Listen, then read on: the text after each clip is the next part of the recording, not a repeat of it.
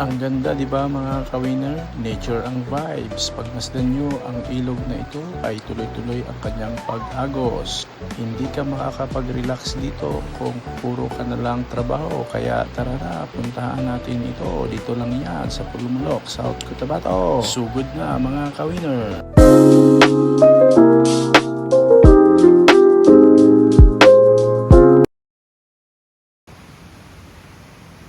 Okay mga ka-winner, yung nakikita nyo po ay mga mala puno at mala pares na lugar dito po sa Pulumulok, South Cotabato. Sako po ito ng Barangay Landan at nandito po tayo sa paanan ng bundok ng Mount Matutom. And by the way, nandito po tayo para mag-relax at sa ilalim makikita nyo po ang river.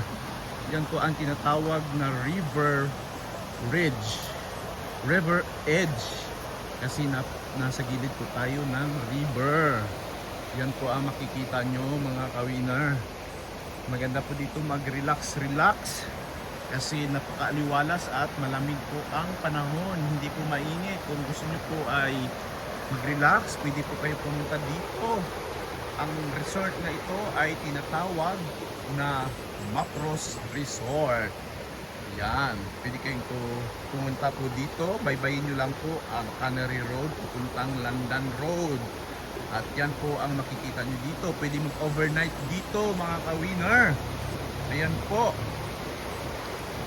Yan. Maganda po dito kapag gabi kasi may ilaw po yan dito. Pero dahil po ay kakatapos lang po ng lindol all over Soc Sargent, ay wala po tayong internet at kuryente. Kaya nga naisipan namin pumunta dito sa lugar na ito para mag-relax dahil nakaka-stress po sa city at napakainit. Pagmasdan nyo po mga ka-winner ang river na yan. Sa ngayon po mga ka-winner, hindi nyo po ma-appreciate yung kalinisan ng river na ito kasi sa bandang itaas mga ka-winner ay nagkaroon po tayo ng landslide. Yan mga ka-winner, nagkaroon po tayo ng landslide kaya medyo ma-grayish ang tubig dito. Pero pagka okay naman po ang panahon, walang lindol, ay malinis po yan mga ka-winner. Biruin nyo po mga ka-winner ha, ang lindol ng Soc Sargent June 8, 2026 ay around 7.9 magnitude. Kaya napakalakas po yun mga ka-winner. Sobra talagang, hindi lang yung lindol na dinuduyan ka, kundi inaalog ka po talaga. Ayan. So okay na po ba mga ka-winner? Yan po ang nature po dito sa Landan, Pulumulok, South Cotabato. Sa paanan po ito ng Mount Matuto mga ka-winner. At yan naman po ang lugar na makikita nyo. Around 3,000 pesos only mga ka-winner. Pwede nyo po itong i-book at sa inyo na po ito overnight. Pwede po kayo mag-party dito at meron po silang tinatawag na swimming pool. Pakita po natin ang swimming pool kasi kasulukuyan nililinis nila ang swimming pool. Yan. Dahil wala po yung tubig, tinanggalan po nila ng tubig. Yan.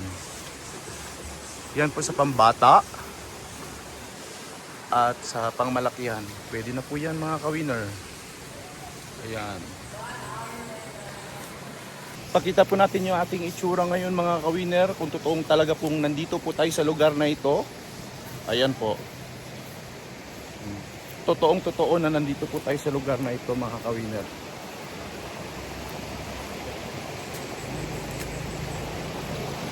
Yan, dahil tapos na po tayo mag-relax mga ka-winner ay uuwi na po tayo. Uuwi na po tayo. Yan.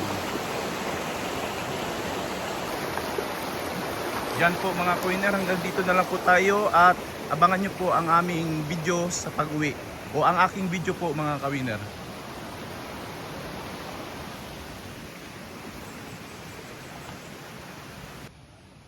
Ito po ang pangalan ng resort na ito mga ka-winner at ganito po ang daanan papunta dito. Simentado na po yung daanan na yan mga ka-winner, paakyat doon. Introducing to you mga tahanan na nakapalibot dito sa resort.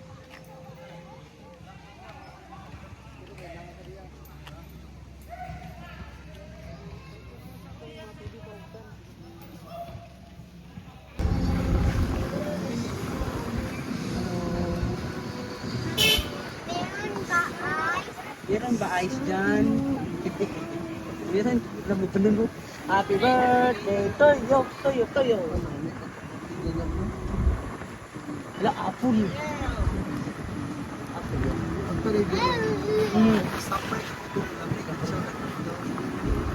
Kasi malantaw ka man, no? Kaya abi ka ng daan. Makatod ba ka na yung Ay, layo. Layo mo nga yung ilakad? Yes. Ayan mga ka-winner, medyo bumaba lang po tayo ng saglit mga ka-winner. Makikita nyo po yung bundok na yan. Nandito pa rin po tayo sa tuhod ng o sa paanan ng Mount Matutom at meron po dito silang ganun pa rin mga ka-winner. Meron lang silang mga pagkain po dito na mabibili. Pero dito po mga ka-winner ay merong restaurant po dito. Hindi katulad doon sa resort ng Mapros ay wala po silang ano doon. Wala po silang restaurant doon. Pero dito meron po sila.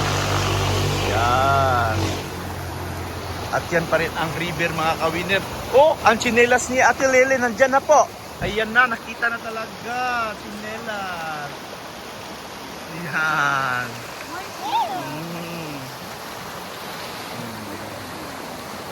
Yan.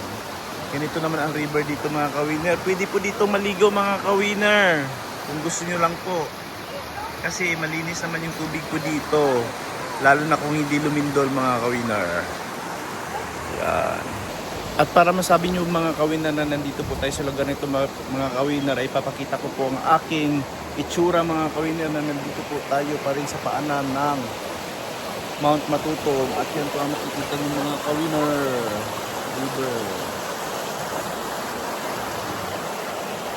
Ganito po yan dito mga ka-winner, feel natural at malamig po ang panahon dito.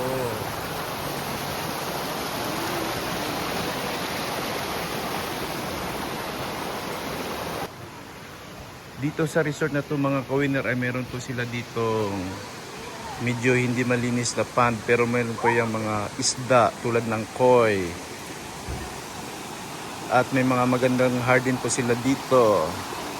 Tanaw pa rin po natin mga ka-winner ang napakagandang at natural na agos ng ilog na ito po ay nanggagaling po sa taas ng Mount Matutom.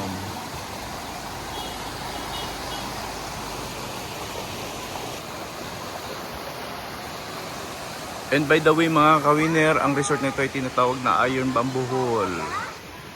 Wala po tayo sa Bohol, nandito po tayo sa Mindanao, sa Pulumulok, South Cotabato.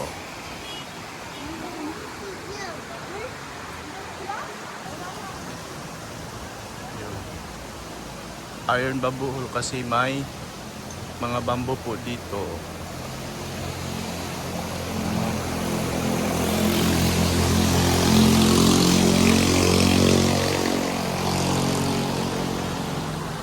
Okay mga ka-winner, tuloy-tuloy na po ang ating pag-uwi papuntang General Santos City mga ka-winner. Sana nagustuhan niyo po ang aking mini vlog ngayong araw na ito. Okay mga ka-winner?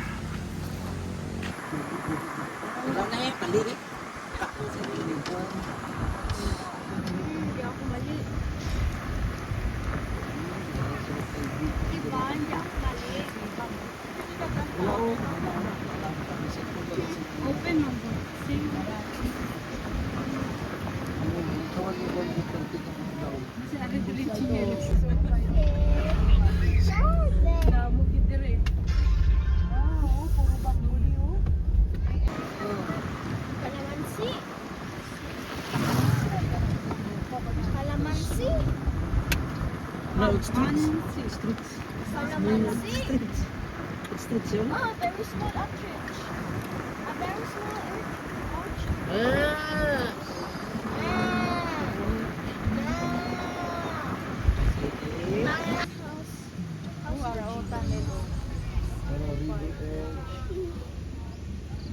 Yan. Chicken. Lemon. Lemon.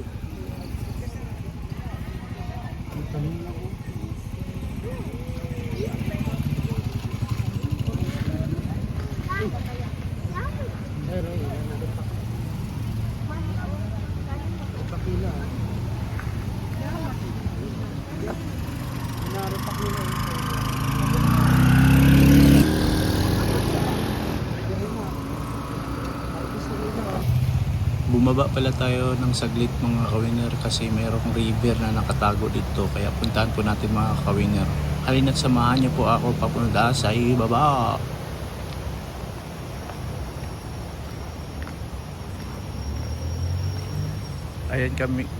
Ayan mga kawiner, bumaba muna tayo saglit mga kawiner. Kung ano yan meron dito. Dahil may resort na dito na may swimming pool mga kawiner. Pero ito raw yung daanan dito. Ayan. Pero hindi yung daanan dito mga kawiner, I think.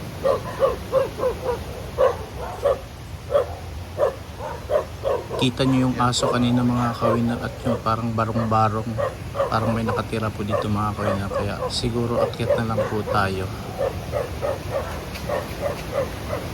Adventure muna tayo mga saglit mga kawiner. Ayan.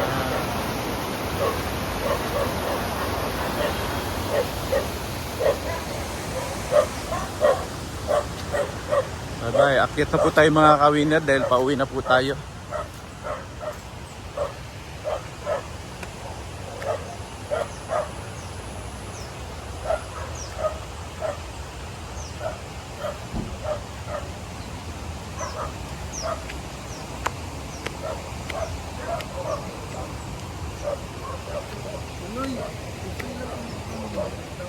Ha?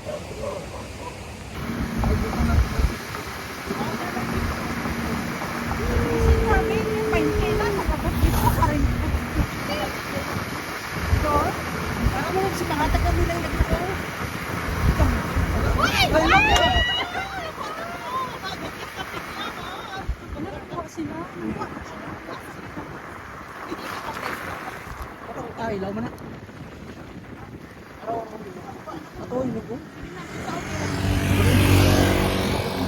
Ito pong mga pinyang pananin dito mga kawiner ay pag-aari po ito ng Dole.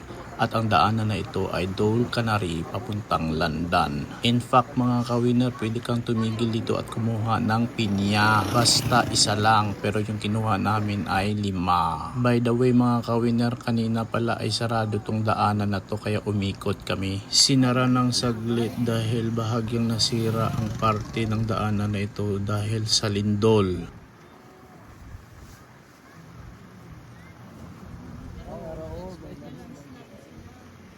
Ayan mga kawiner, bahagyang nag-landslide ang parte ng daanan na ito dahil sa lindol. Ang daanan na ito mga kawiner ay tuloy-tuloy hanggang makauwi kami. Kaya maraming salamat po sa pag-antabay sa aking vlog na ito. Kaya next time mga kawiner, nature vibes po tayo, mag-travel po tayo para masilayan po natin ang nature. If you like this video mga kawiner, please do like, share, and subscribe my YouTube channel. Walang iba kundi J Queen. Thank you very much for your support and thank you for watching.